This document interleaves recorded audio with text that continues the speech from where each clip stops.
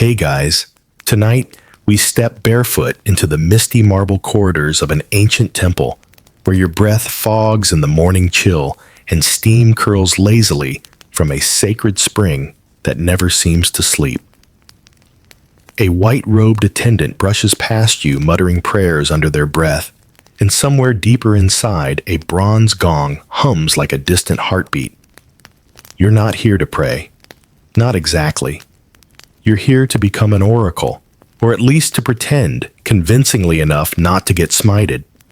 And the first rule, you don't predict the future smelling like last week's goat stew. You're standing at the edge of a spring older than the stone steps that lead to it. The surface shimmers as if something is watching from beneath some god, perhaps, or just your imagination, already running wild.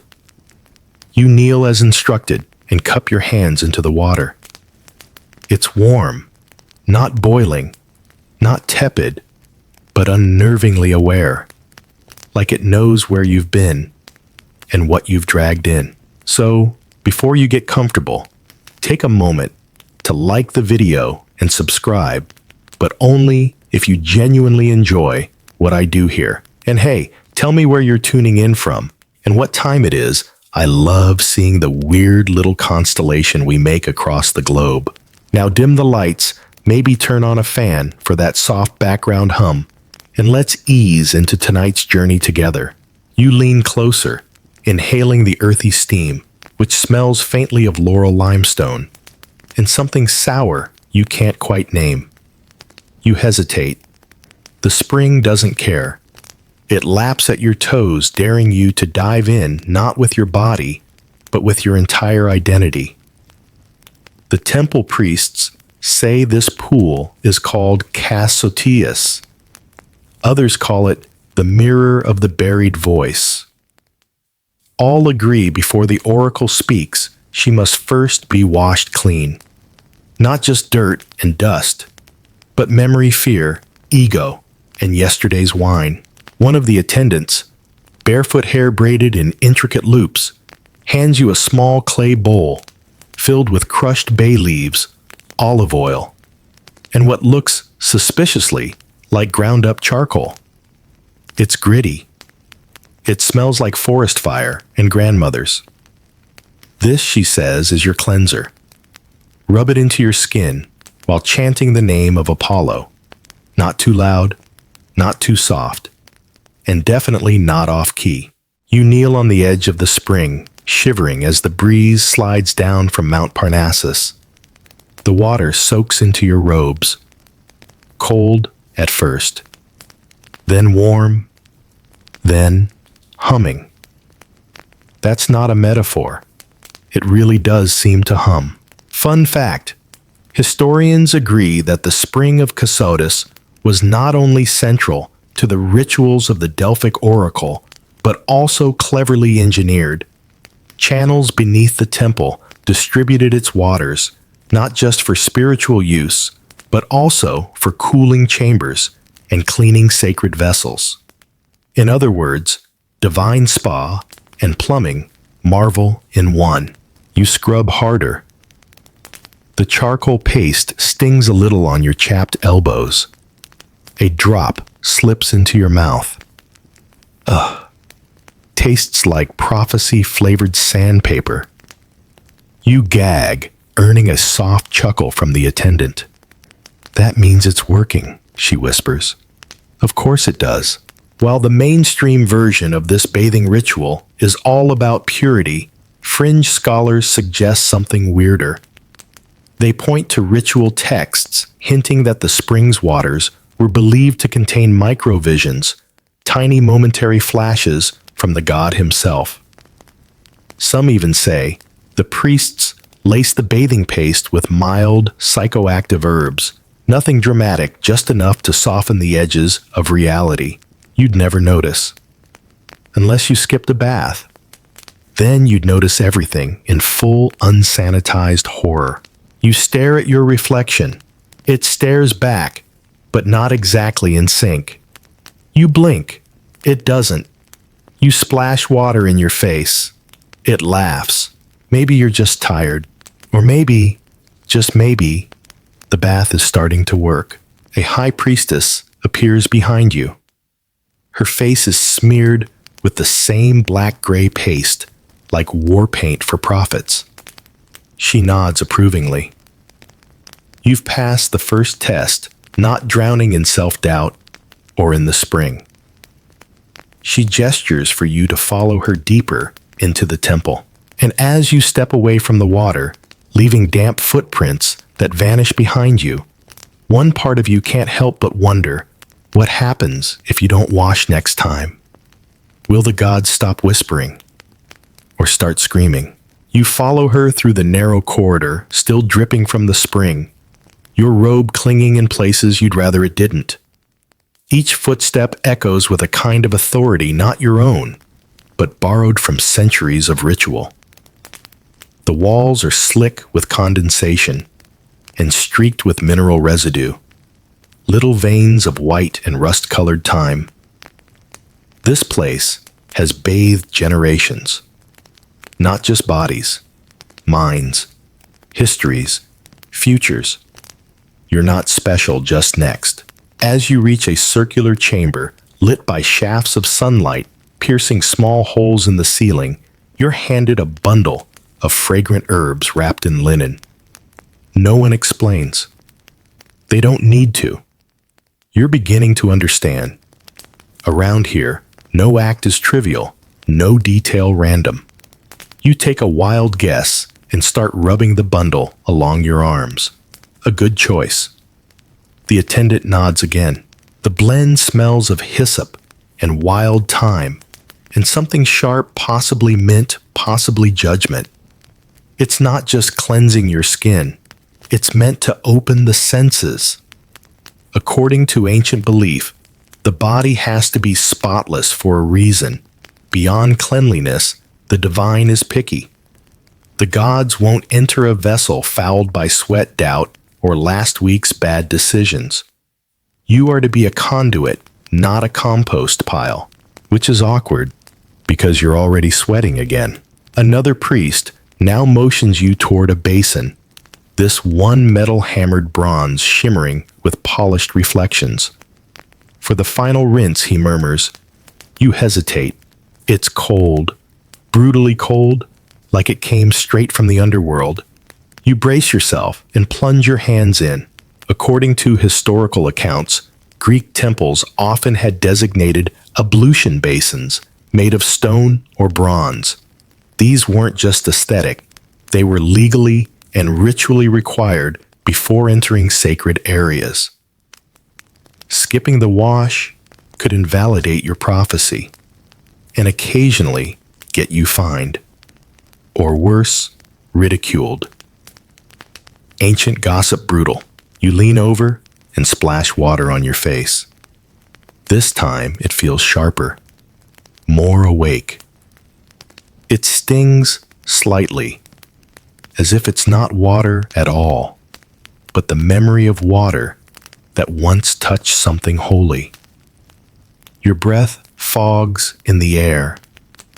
You smell the iron, the time, the fear. A priestess leans in and whispers into your ear, "You must be empty before you can be filled." She smells of cedar smoke and old parchment. You nod, unsure what to say. She nods back like you passed another test. You didn't, of course, but bluffing is half the job.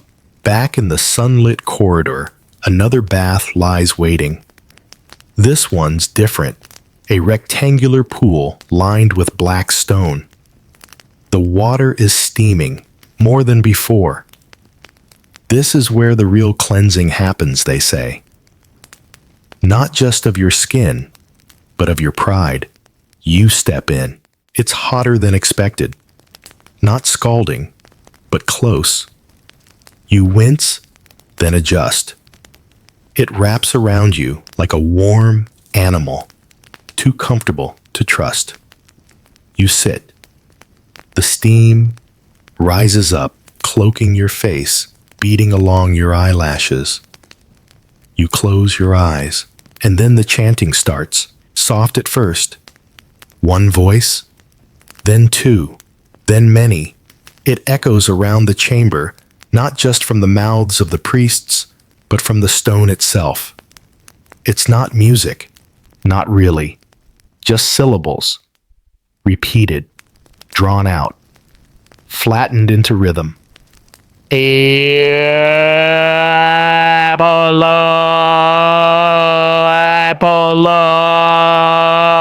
They don't expect you to sing. Just breathe it in. Let it roll over your damp skin and into your lungs. Let it fill the hollowed-out parts of your chest. Let it remind you you're not here to be wise. You're here to be hollow, like a flute or a bone. This wasn't optional. According to the sacred calendar oracles, bathed ritually on every working day, and especially before public pronouncements. Missing even one bath meant disqualification for the day and rumors that you'd been touched by shadow. No one wanted that label.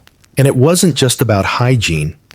Ancient texts describe the water as carrying the breath of the god, which makes your next thought unsettling. You just breathed in someone else's breath. Possibly Apollo's. Possibly the last oracles. Possibly that goat they sacrificed yesterday. Let's not dwell on it. Historians still argue whether these repeated bathing rituals were symbolic, spiritual, or secretly pharmacological. Some point to herb compounds that could induce lightheadedness or calm, like ancient aromatherapy.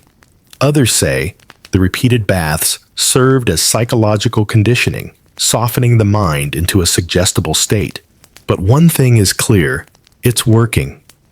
You're drowsy, but alert. Buzzing, but calm. Floating, but grounded. The edge between sleep and wake has blurred. And now, you're ready. You step out. Water, trailing behind you like a veil. Another robe is offered. Drier, softer linen, woven with golden thread. You wrap yourself in it. You are no longer a traveler or a novice. You're becoming the vessel. A new door opens. The air on the other side smells different, like myrrh and hot stone. The transition is complete. You're cleansed. And you're being watched by mortals and something else. The floor beneath your bare feet shifts from stone to something warmer, polished cedar smooth and creaking slightly with your weight. This room is quieter, smaller, no echo. It feels like you've stepped into the stomach of the mountain itself. You breathe in, half expecting more herbs, but no.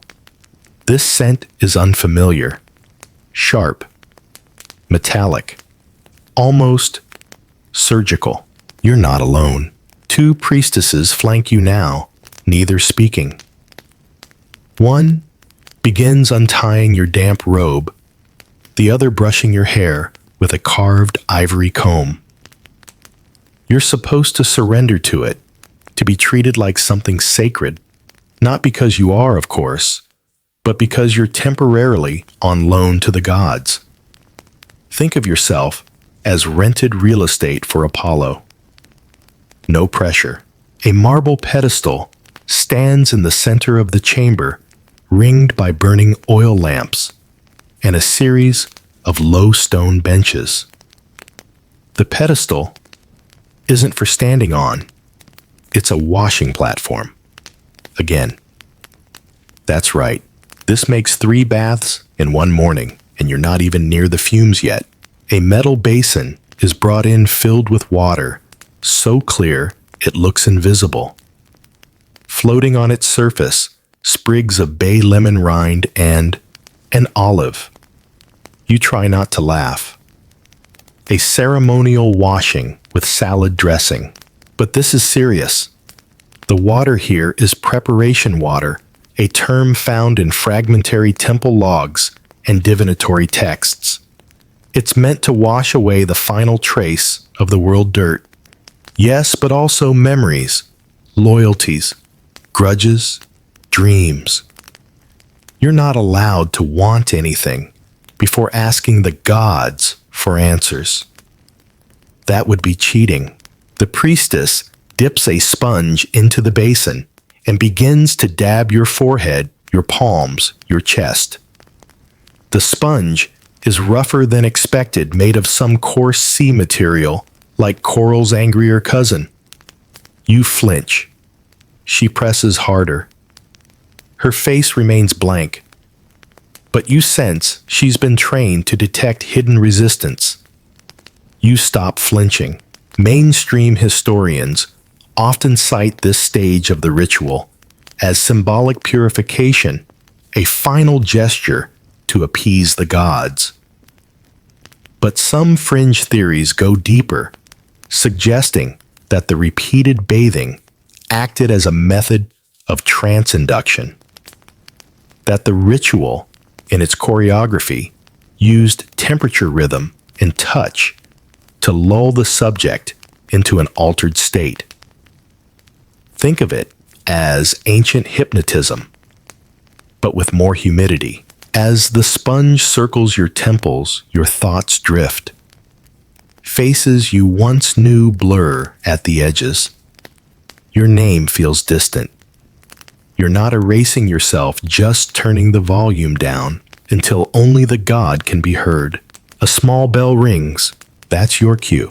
You're guided still, half damp now, half numb, to the next chamber. A curious little room, shaped like a half shell. Its walls painted in deep ochres and blues. The smell here is unmistakable, sulfur laurel smoke and something sweet. Possibly honey, possibly danger. But before you're allowed in, there's one final stop. A stone basin carved with symbols, circles, eyes, and a crude outline of the sun. This isn't for bathing. This is for anointing. A priest kneels beside it, dips his hand into the thick liquid, and smears it across your shoulders. It's not water, it's oil, infused with herbs, possibly animal fat, possibly something more intimate. You try not to ask. There's a historical debate here. What exactly was in the oracle's anointing oil? Ancient sources mention everything from rose petals to the breath of a white lamb, which no one's been able to translate convincingly. One fringe theory says the oil contained powdered amber and beeswax, believed to attract divine favor. Another suggests mild hallucinogens absorbed slowly through the skin. Neither theory has been proven. Neither has been disproven either.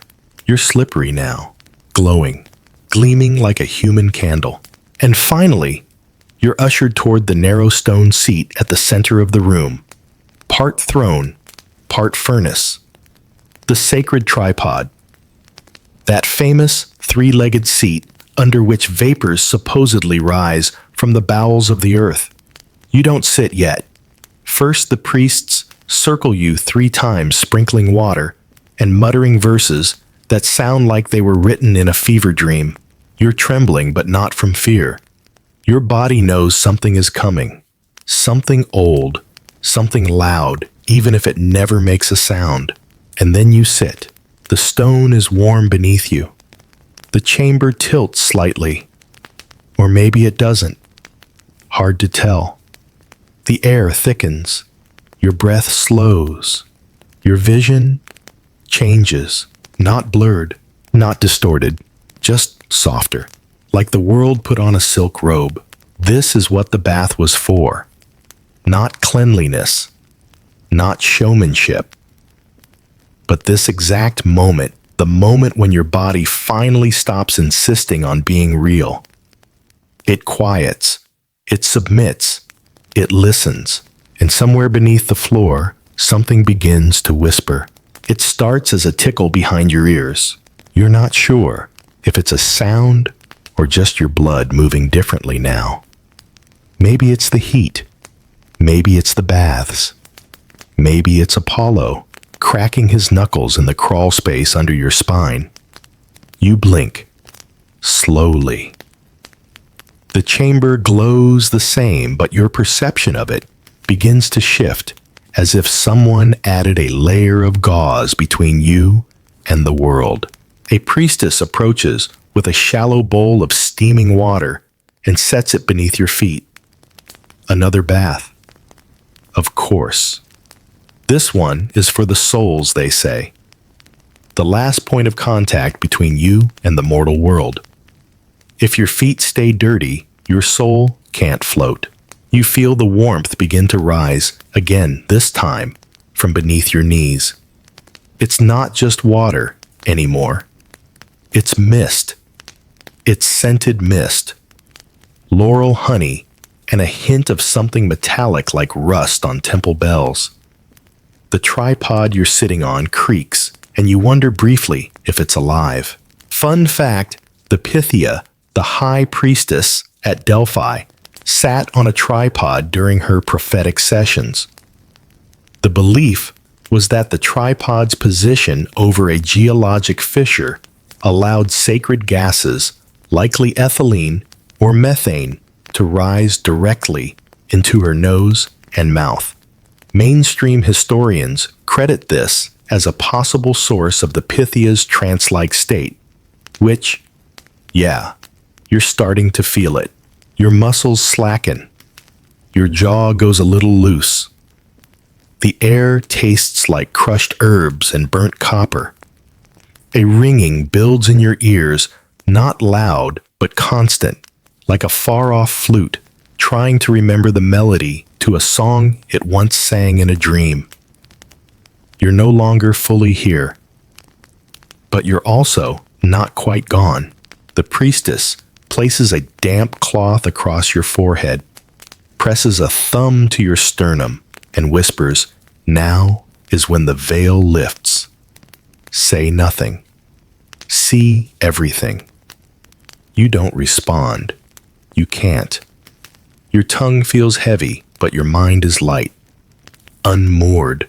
One of the more obscure records, from ancient Delphi, describes the Pythia's visions as beginning not with images, but with bodily sensations. Cold wind on the neck. When there is no breeze, the smell of ash before fire, or the taste of pomegranates in the absence of fruit. You experience all three in rapid succession, and then come the shadows, not menacing, not yet, just movement along the edges of the chamber figures, pacing just outside the reach of the torchlight. They're not people. Or, if they are, they've forgotten how to be. You watch them. They watch you. Everyone pretends this is normal. You recall something you were told before entering. If you see yourself standing across the room bow, don't speak. You glance at the far wall. Nothing yet. Still good to keep that advice in mind. Here's the quirky part. Some fringe interpretations of the oracle's trance suggest the experience wasn't linear, that oracles didn't see the future in a straight line, but received fragmented images, smells, and sounds like divine postcards out of order. The priesthood, therefore, wasn't just a support staff. It was a team of interpreters decoding your celestial gibberish into something vaguely usable. You feel something shift inside you. Not pain, not pleasure, just a click. Like a door opening where there was no door before. You don't know what it opened. You don't know what's coming through. Your body sways.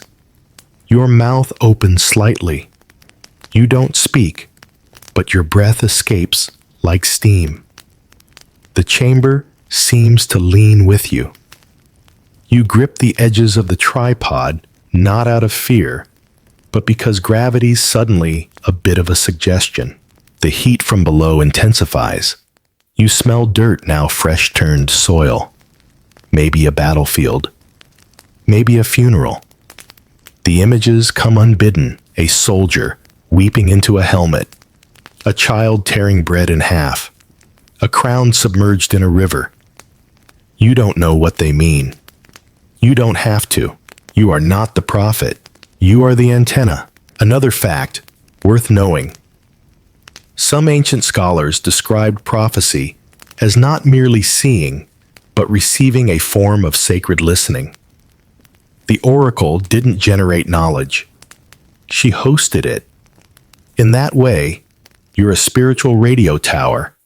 And right now, the signal is coming in loud and strange.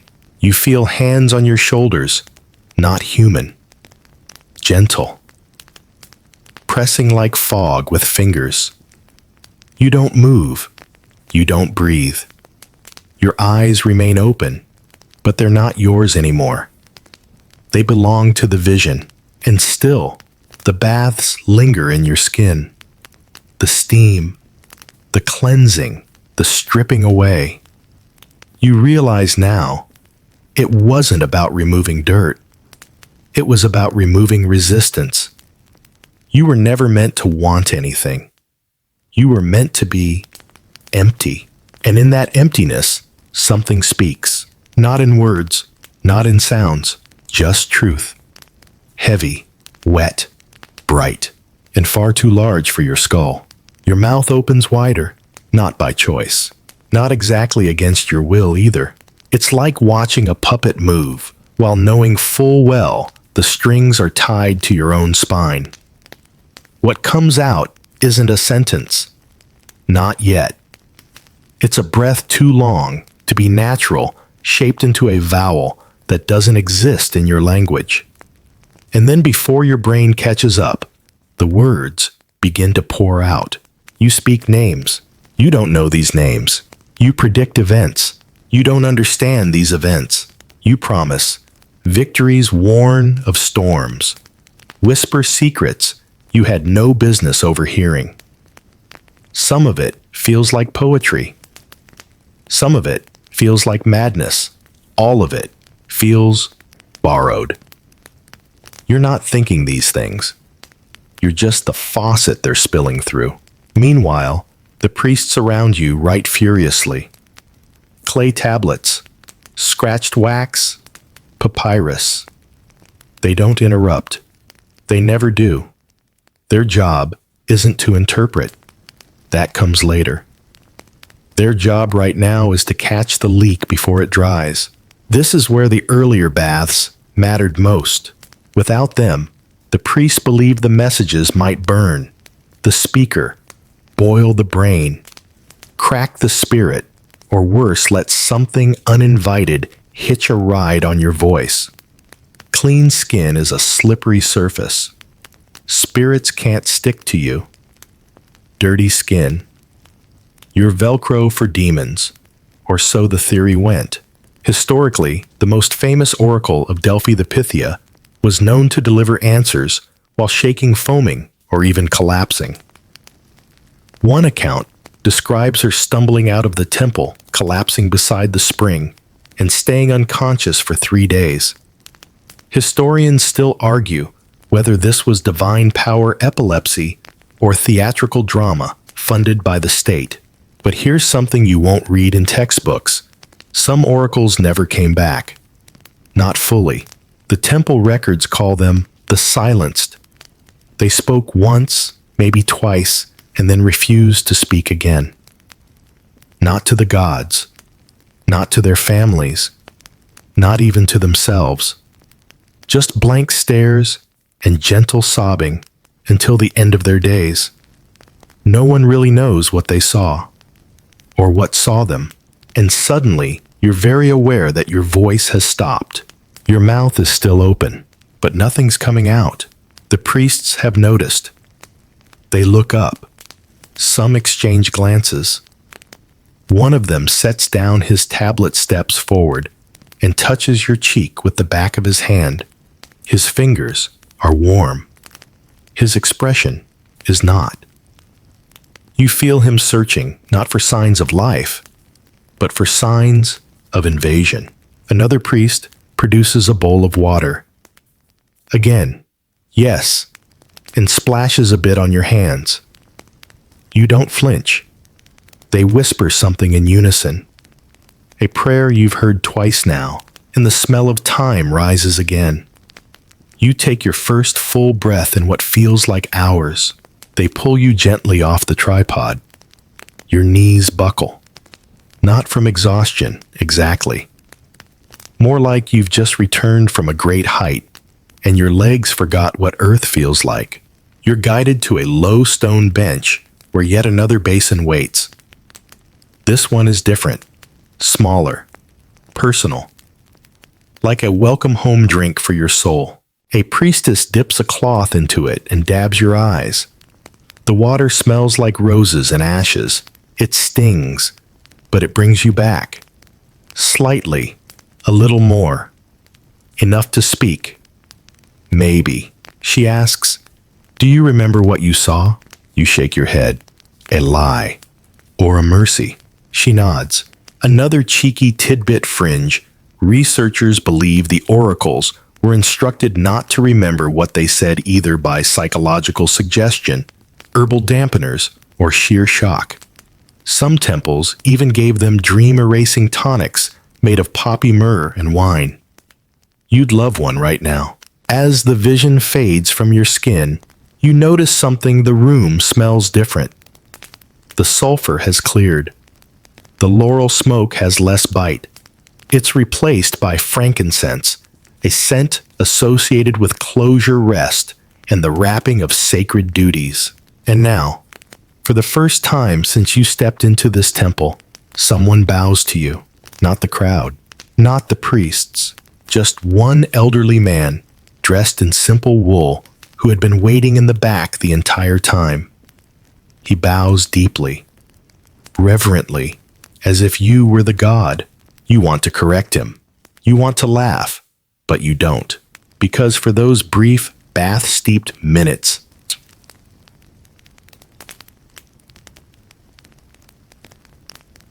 maybe you were. You're led away from the tripod chamber through a side corridor, dimly lit and gently sloping downward. The flickering light casts strange shadows on the walls, your own included. Your robe clings to you again, damp from sweat. This time, not from any spring or basin. One priest walks beside you carrying a towel. Another follows silently with a clay jar. No one speaks. You're not sure whether you're returning from something or still moving deeper into it. The corridor ends at a shallow grotto hollowed into the rock. At its center lies, yes, another pool. This one's smaller than the sacred spring, no more than a shallow circle with moss-draped stones arranged around its lip. This isn't a bath for your body. It's a bath for your voice. You've been opened. The priest finally says, his voice like gravel on silk. Now we must close what was opened. You kneel beside the pool as instructed. It smells less pungent here. No herbs, no incense. Just cold, still water and the faint breath of mineral-rich earth. Your reflection greets you again, though not the same one you left behind this morning. This face is more hollowed, more alert, slightly older somehow. The priest uncorks the clay jar and pours a few drops into the water. A cloud of milky white swirls out from where the oil lands, curling like a snake in slow motion. You dip your fingers in and press them gently to your lips. This ritual is known in recovered temple texts as the quieting, a symbolic sealing of the mouth meant to prevent prophecy from leaking unintentionally in dreams, arguments, or pillow talk. The ancients didn't take divine speech lightly. Even muttering the wrong phrase in your sleep could be seen as sacrilege, or worse, as evidence that you'd become a conduit for something not entirely godly. Mainstream historians still debate whether this quieting was literal or metaphorical. Some believe the oil contained sedatives, helping the oracle recover from the intensity of the trance. Others argue it was more about symbolic control, reminding the oracle she no longer had permission to speak freely, not even to herself. You feel the cool slickness against your lips. It tastes like sage and something metallic. Not blood, but close. The priest nods in satisfaction. "You may drink," he says, gesturing toward a smaller bowl beside the pool. The liquid inside is dark, darker than wine, thicker than water. You hesitate. The last time you consumed something in this place, you barely remembered your own name afterward. Still, you lift the bowl. The drink is bitter, smoky, like burnt herbs steeped in grief. It makes your mouth water, then dry, then water again. And then comes the warmth. A soft, heavy warmth that drapes over your shoulders like a blanket. You're not tired exactly, just returned. The priest helps you to your feet and wraps you in a heavier robe, undyed wool, plain but clean. The sensation is grounding, solid, mortal. You've descended back into your body like a diver returning to shore. You are no longer the oracle. You are just you. And even that feels like a lot right now. Another priest, much younger, with hair braided into a tight halo, leads you to a long bench near a tiny alcove. A bronze bowl of clean water sits on a pedestal. You're invited to wash your hands and face again. Of course. Another bath. This one feels different. Not sacred, not ceremonial, just kind. You splash water over your cheeks. It's cool, familiar. Your fingers feel yours again. Your breath finds its rhythm. You look down and realize your hands are trembling. "I saw too much," you whisper, not expecting an answer. The young priest nods without looking at you. That's what the gods are for. A fringe belief among Hellenistic cult scholars suggests that some temples considered divine overload a kind of illness temporary, yes, but dangerous if left untreated. A condition not unlike spiritual dehydration. That's why they argue oracles had to bathe again after every vision to re-anchor themselves in the physical world before their minds drifted permanently into the realm of symbols and shadows. You sit on the bench for a long time, listening to the faint dripping of water behind the walls. Somewhere above you, pilgrims are gathering. They've heard the oracle spoke today. They'll want to know what was said. They'll want to know what the gods revealed. But you won't be the one to tell them. Your job was never to explain the message. Your job was to carry it like steam in a clay pot, gently, briefly, without cracking. And now the steam is gone, and the pot is cooling. You remain seated on that stone bench, hands clasped together, watching the steam slowly fade from your skin. The wool robe is warm now, almost too warm, but it keeps your body tethered to the here and now, which you're grateful for. One of the younger acolytes places a small bowl of figs and barley cakes beside you. Not because you asked, just because it's time. You chew slowly, thoughtfully. The figs are sticky and sweet, grounding you further. The barley cakes crumble dryly, but their simplicity is a comfort. Food always is after a divine possession. You laugh under your breath. That's what it was, wasn't it, possession? With better PR, the priest across from you nods as if he heard the thought. Maybe he did. As you eat, another attendant gently wipes your feet with a damp cloth. Yet another bath in miniature. You try to count how many times you've been washed today but lose track somewhere after 7. It's not the number that matters, though. It's the reason. Because every bath, every rinse, every anointing oil wasn't just about dirt. It was about boundaries. You weren't just made clean, you were made safe. For yourself, and for the people who now wait to hear your words. Here's the strange part.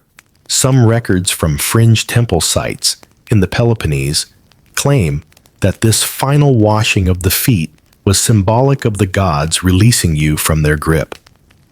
As if the divine, having held your body for a time, had to be politely asked to let go. A soft goodbye via damp cloth, and yet you still feel it. The whisper, that trailing thread between your spine and something above or below. Something that doesn't fully want to let go. The priestess, who first brought you to the spring, returns now holding a clay tablet. The scribes are compiling your words, she says. They're debating which parts were metaphor and which parts were instruction. You look at her blankly. They're very excited about the eagle with the bleeding eye, she adds with a smirk. You blink. You don't remember saying that, but it sounds about right. This is the part they never write down, the part after. When you're half here, half somewhere else. When people come to you with questions about what you said, and all you can do is shrug and pretend to be wise. When your own voice echoes in others' mouths, and you wonder which version is true. A mainstream theory about the Delphic oracle is that she was always accompanied by translators, priests, who interpreted her speech into riddles, verses, or edicts. But some scholars argue the opposite, that she spoke clearly, but the priests intentionally muddled her words, preserving their control over how the prophecy was understood. So, maybe you said, "The river will rise when the goat dreams," and they wrote, "Make war before the next harvest moon." You'll never know.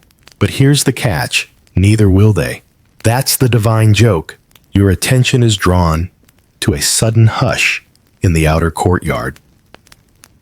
Through the narrow slits in the stone, you see a procession arriving. Pilgrims, cloaked and dust-covered heads bowed. One carries a child. Another offers a wreath of olive branches. They've come from far away, hoping the gods left them something useful in your broken sentences. You feel sorry for them, and you feel afraid. Because what if you did say something important? What if you told them to plant their crops upside down, or build a temple where a plague is about to start, or send a child into the mountains with a gold coin and a lamb? Historians still argue whether the oracle's messages caused events or simply reflected them. Some say the Delphic predictions were self-fulfilling, cryptic enough that leaders made them come true to prove the gods were right. Others say the oracle merely described what was already inevitable. Either way, your words have power now, and you're still not sure they were yours. One of the senior priests claps his hands. A low bell sounds. It's time for the formal reading. You won't be present. That's tradition. You're escorted to a quiet chamber in the upper levels of the temple where cool air flows through narrow windows and a linen mat waits for you in the corner. You lie down. Finally, and you realize you never finished bathing. There's still something on your skin. It clings not like dirt, but like memory, or a promise you can't remember making. You wake to the faint sound of trickling water, not the bold splashing of baths or the whisper of misty springs, just the steady drip of a leaky basin somewhere nearby. Rhythmic, gentle. Like a lullaby, the temple forgot it was singing. You don't know how long you've slept. Hours, minutes, a full season. Your body feels softer, heavier, like someone put all your muscles in warm wax while you were unconscious. You sit up, slowly. The linen mat beneath you is creased with the shape of your spine. A small, folded cloth lies near your head. Someone wiped your forehead while you slept. Maybe more than once. The oil on your lips is gone, faded into skin. But the taste lingers. Sage. And silence. A young attendant enters without a word. She's carrying another bowl. Yes, another one. You smile. She does not. This is not a washing. This is a verification. She dips her fingers into the bowl. Cool water, infused with rose petals and clover, and touches the corners of your eyes. A blink is not allowed. If you blink, it means you're still hiding something. You don't blink. She seems satisfied. There's a little-known fact from temple ledgers. Every oracle underwent what scholars now call a clarity check before being allowed to return to communal life. They were examined for signs of lingering divine possession, loss of appetite, dream speaking, or in more extreme cases, spontaneous weeping at the sight of sheep. You pass the test. Barely. She offers you a cup of warm barley tea. You drink. It's bland, but grounding. The temple doesn't feed you luxury, only recovery. You get the sense they've done this thousands of times. And then she speaks. You've been requested, not invited, not summoned, just requested. You follow her down another corridor, different from the ones before, drier with more light. There are no chants here, no smoke, just the sound of your own feet and a growing murmur ahead. When you round the corner, you see them, the petitioners. They sit in a semicircle of stone benches, merchants, farmers, soldiers, mothers, waiting for interpretation, not of the prophecy. That's the priest's job. No, they want to see you, the one who spoke, the one who bathed and burned and bent her spine to the tripod. You freeze. This part wasn't mentioned in the introduction.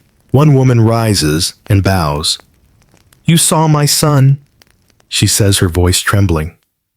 You said he must not cross the river until the moon turns. Do you remember? You don't, but her face makes you want to lie. A man steps forward next. The eagle. Was it Macedon, Sparta? My vineyards are near both. You blink. Slowly. Your mouth opens, but only because the temple priest beside you gently lifts your hand and sets a finger to your lips. She remembers nothing he says calmly. She is the flute, not the song. And they believe him. That's the scariest part. They believe because you bathed, because you burned, because the god needed you, and that makes you something else. Not human. Not quite. Fringe scholars have often fixated on this stage of the oracle's role, not the vision itself, but the social reverence that followed.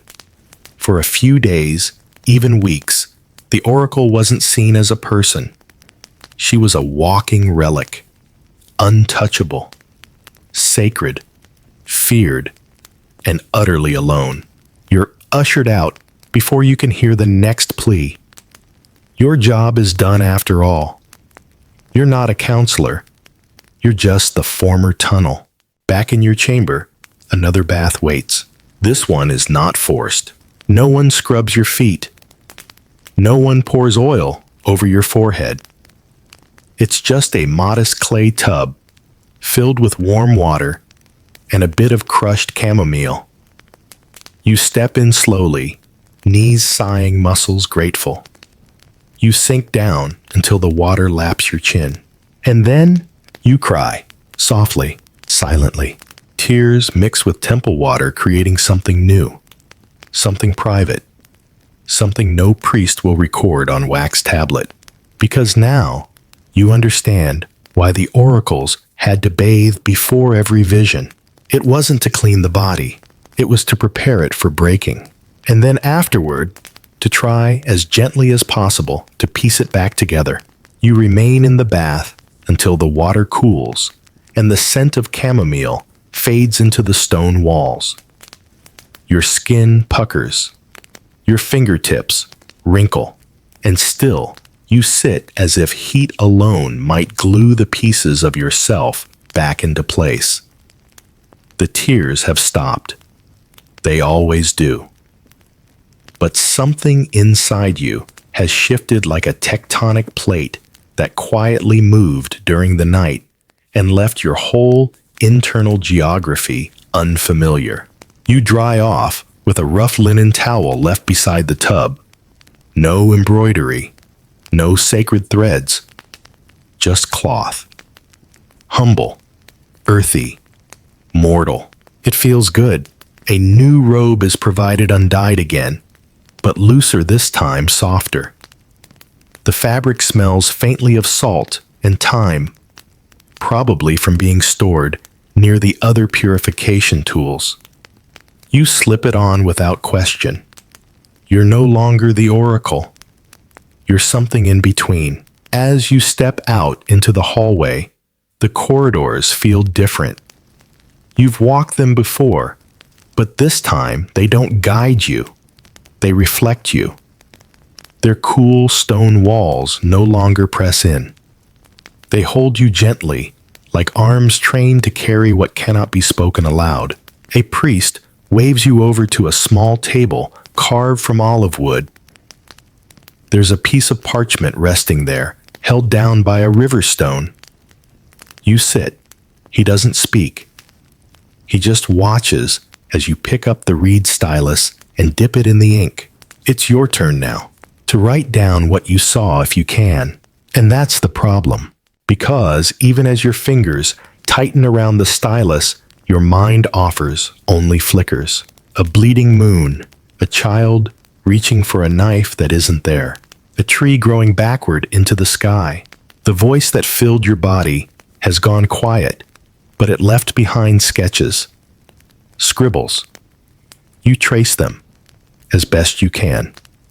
Not sentences, shapes, curves, and hooks and dots that might be letters in a forgotten tongue.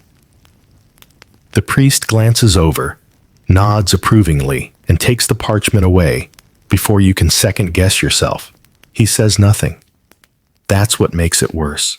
You're led next to a small garden, tucked behind the main temple complex. It's nothing grand, just a patch of soil, a few fig trees, lavender bushes, and one crooked bench. You sit. Not because you're told to, but because your knees have informed you they are no longer under warranty. The sun filters through the leaves in long golden slats. Bees hum in the lavender. You breathe in and out slowly, and for the first time today, you feel no pressure to see anything beyond this exact moment. Just air, and the sound of your breath. A few other initiates walk past whispering.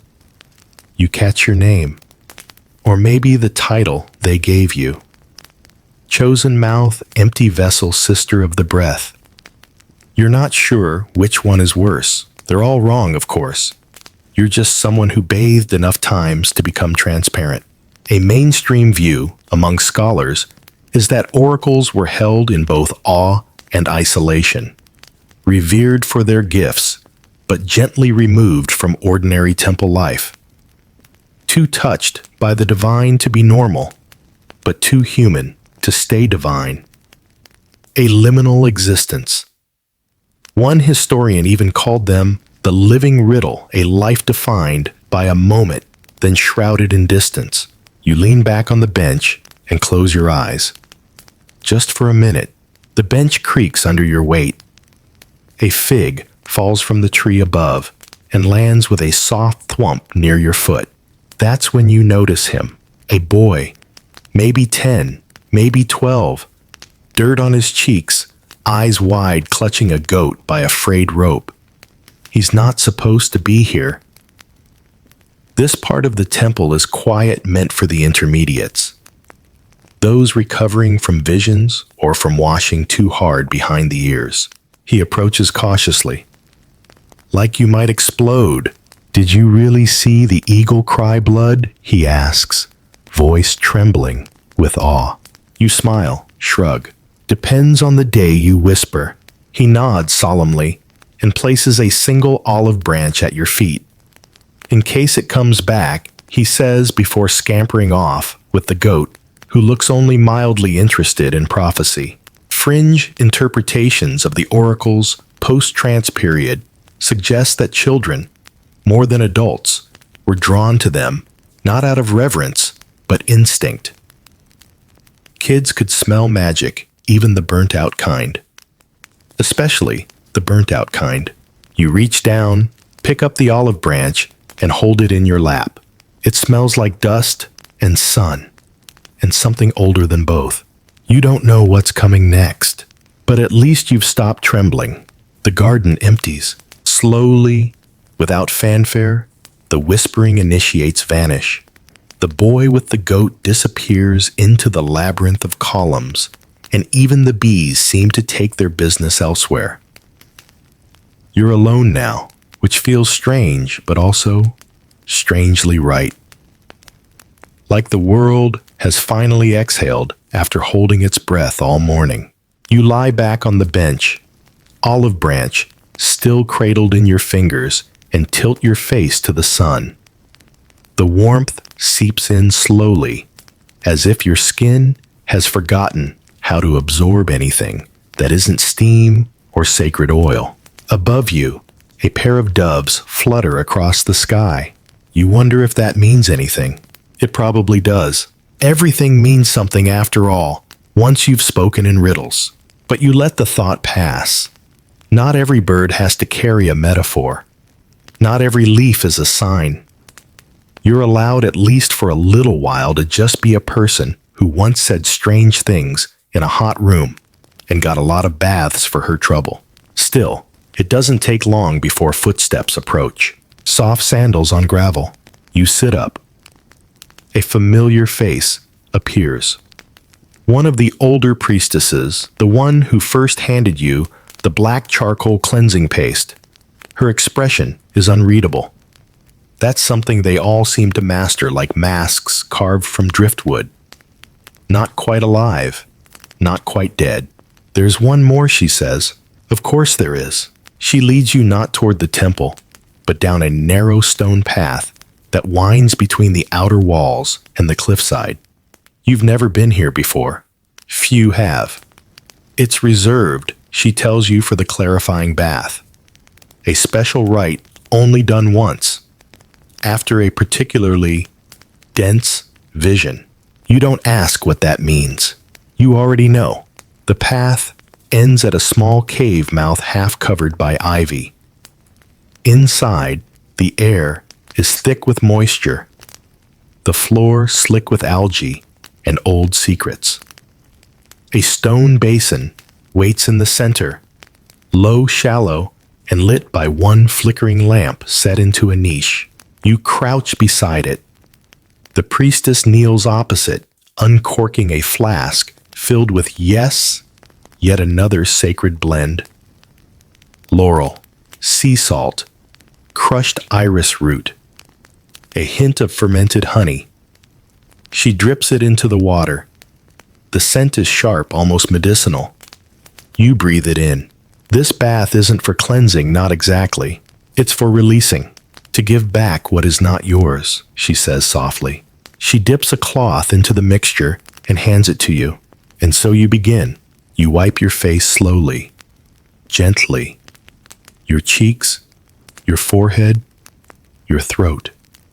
Each movement is a letting go. You speak no words, but you think them. I return the voice that was never mine. I release the images. I forget the flame. This ritual isn't mentioned in many records. It's obscure, fragmentary. Some say it was invented after a string of oracles started dreaming too vividly, dreams that bled into reality, causing them to speak prophecies in their sleep. Others say it was simply a mercy, a way to give the oracle her mind back before it unraveled into strings of celestial syllables. You finish the cloth and set it aside. The water in the basin ripples once, then stills, and with it, something shifts in your chest. Lighter, now. The priestess bows and stands. She does not speak again. She doesn't need to.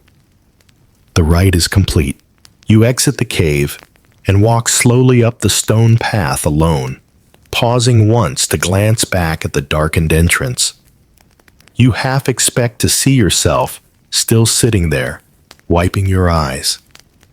But there's nothing, only ivy and shadows. Back in the temple proper, you're greeted by one of the scribes. He hands you a wax tablet. On it, written in delicate shorthand, is a transcription of your earlier utterance.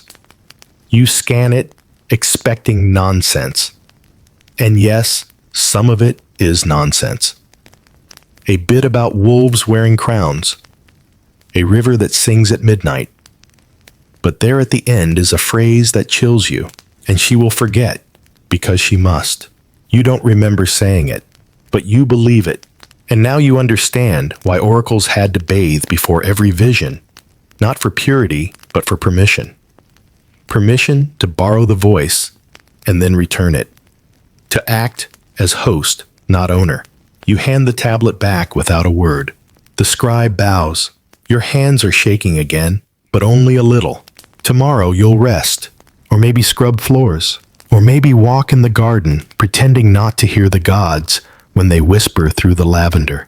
But today, you bathed the truth out of yourself and returned it to the world. You don't return to your old sleeping quarters that night. Instead, you're assigned a narrow cot behind the archives, just far enough from the central courtyard that the sounds of pilgrims and chanting won't reach you. The mattress is thin, the walls are bare, and yet you've never felt so insulated, so human. The gods, it seems, have finished with you for now, but the temple hasn't. A knock at the doorframe rouses you just as you're drifting into that sweet post-bath stupor. A young priest, barely more than a boy, leans in, wide-eyed and half apologetic. They want you at the basin of questions. You groan internally. Not another bath. But this one isn't for you. You're clean, you're emptied. But now it's your turn to witness someone else try to be. The basin of questions isn't inside the temple. It's tucked into a terrace, open to the sky, framed by 4 cypress trees that sway ominously in the night wind. The stone pool at its center is shallow, filled with moonlit water and tiny floating discs of copper. You've never asked where those coins come from. You suspect they just appear like mushrooms or guilt. You sit on a bench at the basin's edge. Another oracle in training, nervous pale, clutching a bundle of sage, like a drowning man clutches driftwood, kneels before it. He dips his hands. He stutters a prayer. You watch, and for the first time you are the observer. His hands shake. He forgets the chant halfway through.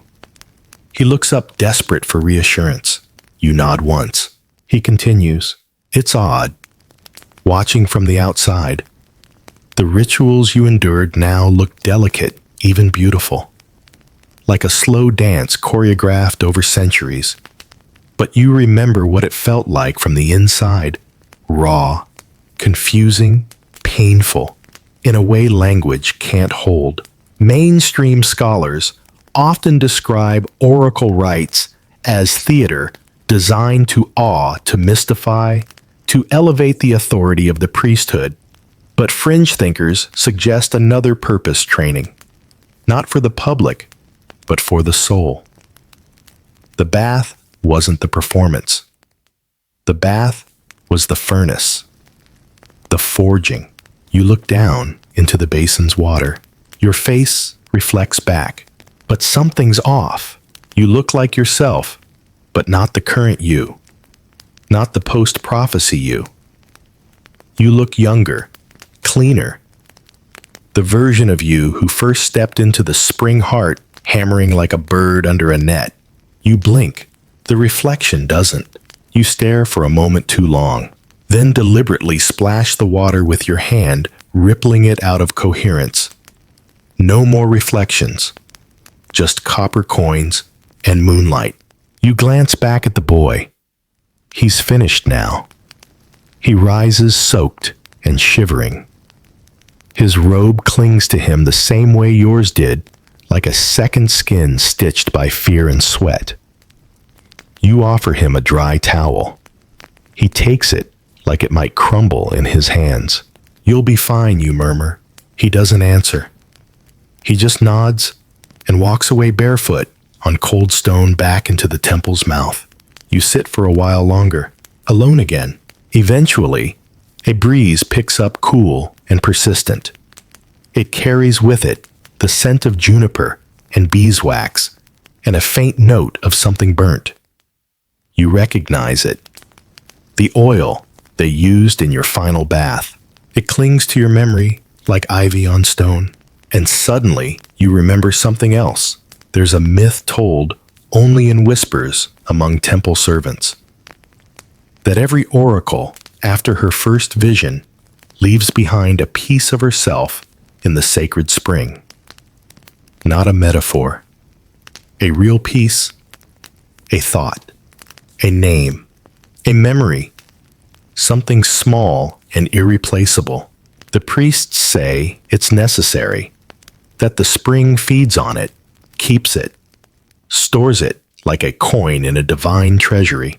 But they also say, if you ever bathe in the spring again, it gives it back.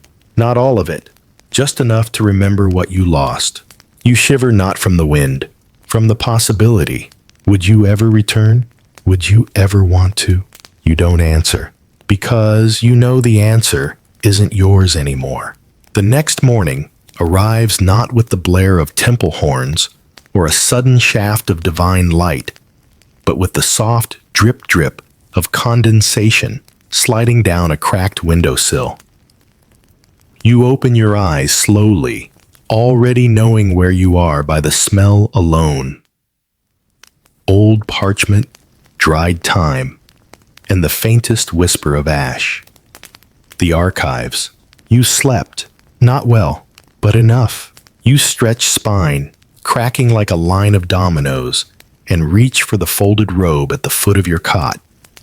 It's not the white of the oracle anymore, nor the sacred gray of the recently bathed. It's a soft brown, plain, almost invisible. You're not surprised. They've reassigned you. You're to spend the day in the purification chambers, not being purified, but assisting. Your body is still too close to the gods to be trusted in public. Too saturated. The temple needs time to let you cool off like a blade fresh from the forge. You arrive at the baths just as the attendants begin their morning sweep. Steam coils up from the warming pools. Laurel leaves float on the surface like green feathers, too stubborn to drown. Buckets clatter. Feet shuffle. Incense hasn't even been lit yet. It's too early for mysticism. This is janitorial magic now. You tie your hair back and begin scrubbing the stone floor with a brush. It's meditative, repetitive, honest. And then you notice the girl. She's kneeling by the basin. Young, maybe 13 hands, clasped, eyes shut so tightly her eyelashes quiver. She's praying. Not loudly, not for show. She's whispering something to the water. You can't help yourself. You move closer. Her words are fractured, private. She's not asking the gods for wealth or wisdom. She's asking them not to let her be chosen. "I'm not strong," she says. You understand. You kneel beside her and dip your fingers in the water. It's cold, soothing. She jumps slightly when she realizes you're there, but you say nothing. Just let the silence do its work. Let her know someone else understands what it means to be terrified of becoming hollow. You remember a fringe account written on a crumbling tablet in Boeotia, describing how oracles were sometimes chosen not because they were strong, but because they were already fragile. Like glass meant to be shattered in a specific shape, easier to fill, easier to read. Eventually, the girl rises. She nods at you, not thanks exactly, more like a recognition. And then she walks away, arms wrapped tightly around herself. You watch her go, unsure whether you've comforted her or confirmed her worst fear. A senior priest passes by. Scrub deeper, he says. That stains from last month's barley ritual. You nod and keep working. An hour later, you're sent to refill the oil jars in the anointing chamber. The scent hits you before you arrive. Bitter olives, thick resin, and the ghost of sandalwood. Each clay flask you uncork seems to hum. You try not to breathe too deeply. You don't want another vision not here, not surrounded by linen rags and the stink of spilled divinity. You finish the task quickly, methodically, and then without being told, you walk to the sacred spring. No one stops you. The courtyard is quiet. The early crowds haven't arrived. Just you and the spring. The water laps gently at the edges, clear as polished glass. For a moment, you see nothing in it,